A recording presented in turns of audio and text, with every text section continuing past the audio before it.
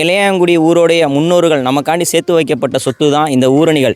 நம்ம நிறைய பேர் நினச்சிட்டு இருக்கோம் இந்த சமுத்திர ஊரணி மட்டும்தான் ஊரணி. இதை தவிர நம்ம ஊரில் மொத்தம் எத்தனை ஊரணி இருக்குங்கிறத இந்த வீடியோ மூலியமாக பார்ப்போம். புறவழிச்சாலையில் உள்ள பண்டூன் ஊரணி தூம்பா கழிவுநீர்களால் சூழப்பட்டுள்ளது. மம்மதா ஊரணி வாய்க்கால்கள் சரியில்லாத காரணத்தால் வறண்டு போய் இருக்கும் ஊரணி. சூறாவளி தெரு கடைசியில் உள்ள பொது ஊரணி தூம்பால் கழிவினால் சூழப்பட்டுள்ளது.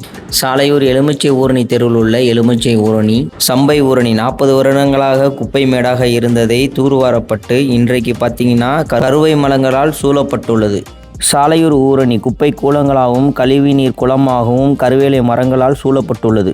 சாலையூர் சாவிப்பள்ளி வாசல் தெருவில் உள்ள ஊரணி முழுவதுமே கழிவுநீர்களால் சூழப்பட்டுள்ளது.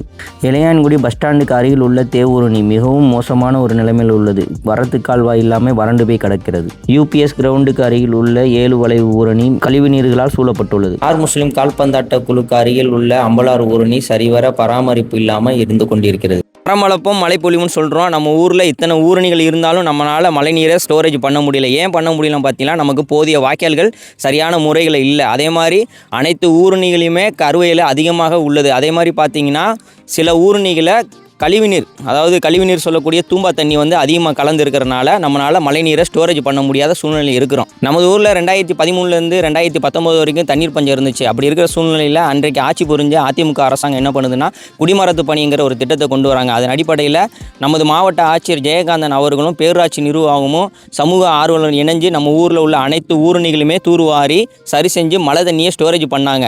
நம்ம அனைவருமே 2021 அந்த காட்சியில் நம்ம அனைவருமே பார்த்துருப்போம்.